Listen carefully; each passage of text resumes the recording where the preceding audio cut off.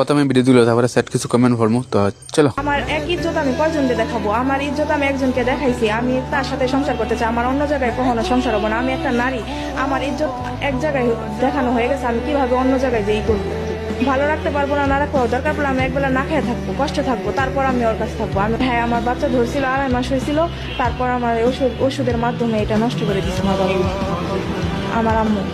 কারণ আমি বুঝতেছি যে কারণ সংসার করবো আমি, আমার যে জায়গায় বিয়ে দেয় ওখানে যে আমি সংসার করবো, আমার বাবা মা কি যে সংসার করবে?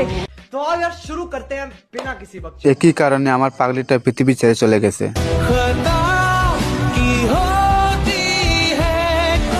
তোমার মতো সব মেয়ে বুঝতো, তাহলে কারো সংসার নষ্ট হতো না। এটাই হলো সত্যিকারের ভালোবাসা। কিছু কিছু মাদের কারণে মেয়েদের সংসার নষ্ট হয়।